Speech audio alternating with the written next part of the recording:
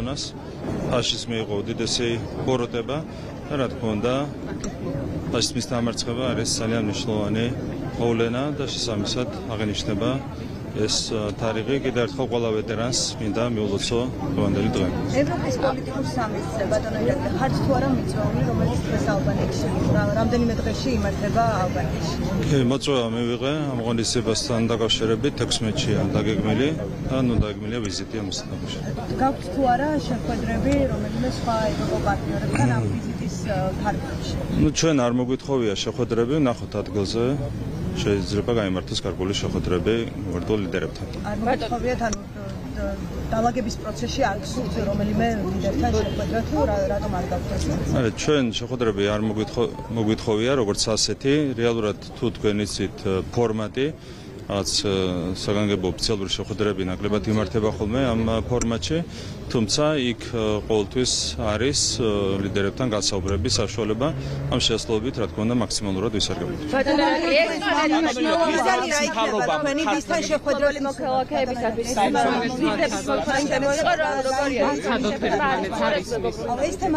რაც შეეხება ესტონეთს არის მათ აქვთ მანამდე სანქციები დაწესებული, რაც არის უკიდურესად არამეგობრული ნაბიჯი ქართული ხალხის მიმართ, ჩვენი ქვეყნის მიმართ, მაგრამ ჩვენ ვრჩებით სამხრივი მეგობრობის რეჟიმში, ეს არის ჩვენი პოლიტიკური გადაწყვეტილება.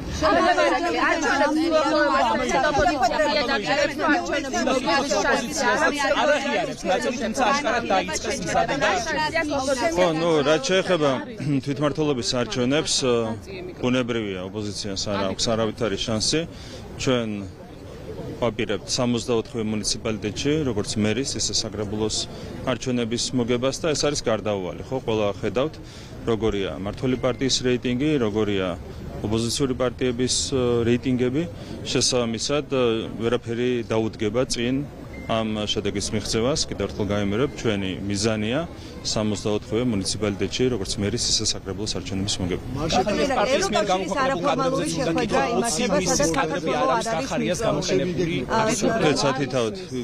ევროკავშირის არაფორმალური შეხვედრა იმართება, სადაც საქართველო არ არის მიწვეული, არადა ცნობილია, რომ კანდიდატი ქვეყნების სხვები მიიღებენ მონაწილეობას.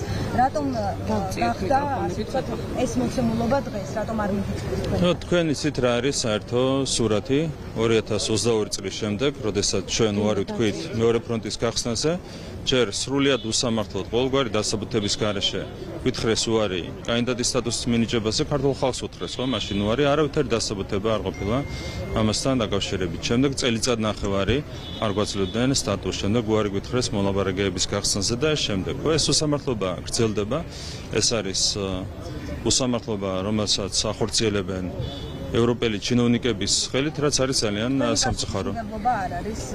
ჩვენ ყველაფერი გავაკეთეთ იმისათვის, რომ მიგვეღო თავის დროზე კანდიდატის სტატუსი. კიდევ ერთხელ გაიმეორებ, რომ დავიწყოთ 2022 წლიდან, ყველაფერს ვაკეთებთ ჩვენი მხრიდან, რაც არის საჭირო. თუ ევროპელ ჩინოვნიკებს ეკნებათ განსხვავებული დავალება, ამ შემთხვევაში მიდგომა შეიძლება, მაგრამ ჯერჯერობით deep state-ისგან მათ აქვთ მიღებული განსხვავებული დავალება, რომ მაქსიმალურად სადონ დაუპირისპირდნენ ჩვენი ქვეყნის ეროვნულ ინტერესებს, რაც არის ძალიან სამწუხარო, ხო? კიდევ ერთხელ გაიმეორებ 2022 წელს, არა, იზოლაციაზეა საუბარი. 2022 წელს, ხო, ეს არის უსამართლობა, ხო, თქვენც ხომ იცით, რომ ეს არის ჩვენი პასუხისმგებლობა როგორ იქნება, როცა ისინი ჩადიან უსამართლობას, ხო? ჩვენი ბრალი როგორ შეიძლება იყოს, მაგალითად 2022 წელს კანდიდატის სტატუსის არ მიღება. ყველაფერი გავაკეთეთ იმისათვის, რომ სტუმარი არ ხართ, თუმცა არ მიიჩნევ საჭიროდ რომ თქვენს მათთან ერთად და უსამართლობაზე ჩვენ როგორ შეიძლება ვიყოთ პასუხისმგებელი, ხო ხედავთ რომ არის სრული ტოტალური უსამართლობა. ეს თქვენი პოზიცია, მაგრამ არა, რანაირად კაცო, 2022 წლის თქვენ გაქვთ პასუხი კითხვაზე, ერთსამი. თქვენ გაქვთ პასუხი კითხვაზე 2022 წლის ივნისში რატომ არ მოგვანიჭეს კანდიდატის სტატუსი? გაქვთ ამას პასუხი? რა თქმა უნდა არ არსებობს ამაზე პასუხი. რა არსებობდა? რა? სად კაცო? ტყუილია. არა, ტყუილია. ომთან დაკავშირებით მე გეტყვით რა გქონდა. რა? სანქციები რო არ დავაწესეთ და მებრძოლი მოხალისეები რო არ გავგზავნეთ, რის გამოც ზელენსკიმ მერეელში გაიწვია, ეს იყო? სანქციები რო არ დავაწესეთ, ეს იყო მიუღებელი პოზიცია თუ რა იყო? აბა გამახსენეთ. კი, აბა რა. ზელენსკიმ გაიწვია თავისი ელჩი საქართველოსდან. იმის გამო, არა, ხო და ზელენსკის ეს გადაწყვეტილება ვინმე მოარყოფით და შეაფასა ევროპაში. ანუ იყო კოორდინაცია, ხო? მე ითხოვდა ევროკავშირიდან რომ სანქციებს შეუერთდეთ. აი ერთი პირი. კი, დახურულ კარს მიღმა ჩვენთან მოვიდა Deep State-ის წარმომადგენელი, რომელმაც ღიად მოითხოვა სანქციებთან მიერთება, ჩვენ ეს არ გავაკეთეთ და შემდეგ ზელენსკის ხელით გაიწვია საქართველოსდან ელჩი. სწორედ ამ ორი საბაბით. ერთი იყო სანქციების არ დაწესება და მეორე იყო მებრძოლი მოხალისეების არ გაგზავნა. არავითარი კრიტიკა ამ გადაწყვეტილების მიმართ. რატომ არ გააკრიტიკეს? იმიტომ რომ ყველაფერი იყო კოორდინირებული. პოლიტიკური პარტიების რეზოლუცია არსებობდა რუსეთთან დაიწყო არა, Deep State-ის ბრალია ის უსამართლობა, რომელსაც ჩვენ ხედავთ ჩვენი ქვეყნის და ქართველი ხალხის მიმართ. ჩვენ 2022 წლიდან მოყოლებული უნდა გაგახსენოთ რა გავაკეთეთ. შევიტანეთ განაცხადი კანდიდატის სტატუსზე 500 გვერდიანი დოკუმენტი მოამზადეს ჩვენმა საჯარო მოსამსახურეებმა. ყოველგვარი დასაბუთების გარეშე გვითხრეს უარი კანდიდატის სტატუსზე და კიდევ წელიწადნახევარი გაგრძელდა დამატებით ეს უსამართლობა და იმის შემდეგ კიდევ ერთი წელიწადი გაგრძელდა ეს უსამართლობა, ხო, რომელსაც არავითარი დასაბუთება არ ქონდა, ხო? ანუ სანქციები არ დავაწესეთ, მებრძოლი მოხალისეები არ გაგზავნეთ და ამას მოყვა ეს უსამართლობა. ხო, თქვენ შეგიძლიათ მიიჩნიოთ, რომ ეს იყო დამთხოვა, თუმცა ეს არ იყო ბუნებრივი არავითარი დამთხოვა. დაიწყო უსამართლობა, ეს უსამართლობა გრძელდა.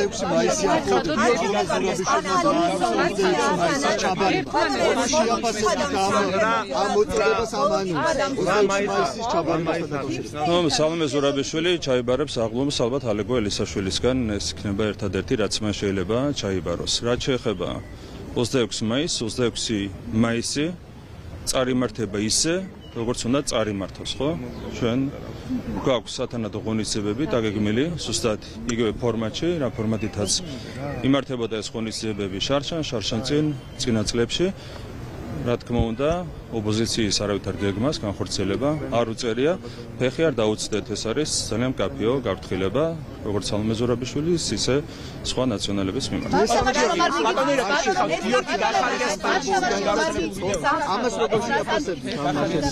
თუ დღეს არის ევროპის დღე, მინდა ეს თარიღიც გავიხსენო და რა თქმა უნდა, ჩვენ უსურვებთ ევროპას, ჩვენს კონტინენტს განვითარებას, კეთილდღეობას. დღეს არის ძალიან შემაშფოთებელი ტენდენციები, ხედავთ როგორი ტენდენციებია ევროპის მასშტაბით, ხო? არის ტოტალური მიგრაცია, რაც აგარგვინებს ევროპულ სახელმწიფოებს ეროვნულ იდენტობას, რელიგიურ იდენტობას, არის სერიოზული პრობლემები, არის სერიოზული ეკონომიკური პრობლემები, ევროკავშირის წევრი ქვეყნების ძალიან დიდ ნაწილს აქვს ეკონომიკური ვარდნა, ეკონომიკური რეცესია. ჩვენ ვისურვებდით, რა თქმა უნდა, რომ ევროპაში ეს ტენდენციები შემოტრიალდეს დადებითი მიმართულებით. ეს არის ძალიან მნიშვნელოვანი, როგორც მთლიანად კონტინენტისთვის, ასევე კონკრეტულად ჩვენი ქვეყნისთვის, იმიტომ რომ ევროპაში ეკონომიკური კრიზისი, რა თქმა უნდა, არის რისკების შემცველი ნებისმიერი ჩვენი რეგიონის ქვეყნისთვის. ამიტომ ჩვენ ევროპას უსურვებთ მაქსიმალურ წინსვლას, განვითარებას, კეთილდღეობას. ეს არის ჩვენი კონტინენტი, ყველაზე ძვირფასი, ასე ვთქვათ, სივრცე ჩვენთვის, აქედან გამომდინარე ევროპის განვითარება ნიშნავს, რა თქმა უნდა, მეტ კეთილდღეობას საქართველოსთვის.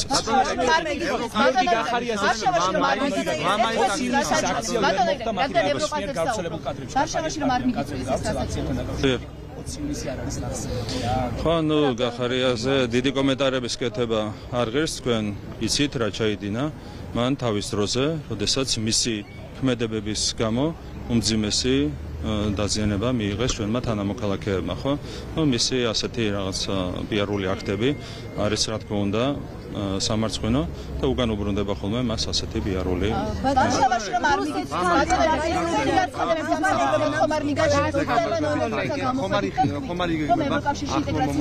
ეს თარიღებს რაც შეეხება არის აბსოლუტურად სასაცილო, ხო? 8 აგვისტო, უცბად გახდა 7 აგვისტო, 9 მაისი, რომელიც აღენიშნებოდა საქართველოში 1945 წლიდან მოყოლებული, უცბად გახდა 8 მაისიდან.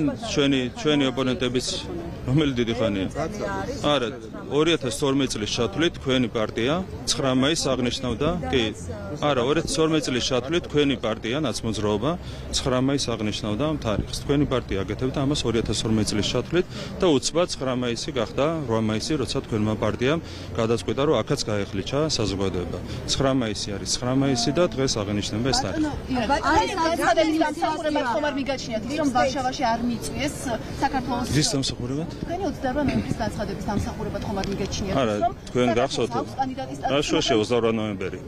28 ნოემბერი სად იყო, როდესაც 2022 წლის ივნისში ყოველგვარი დასაბუთების გარეშე არ მოგვანიჭეს კანდიდატის სტატუსი. იქიდან წელიწად ნახევარი სრულიად სამარცხვინოდ არ გვანიჭებდნენ კანდიდატის სტატუსს. შემდეგ სრულიად სამარცხვინოდ გითხრეს უარი მოლაპარაკების გახსნაზე. რა შუაში 28 ნოემბერი?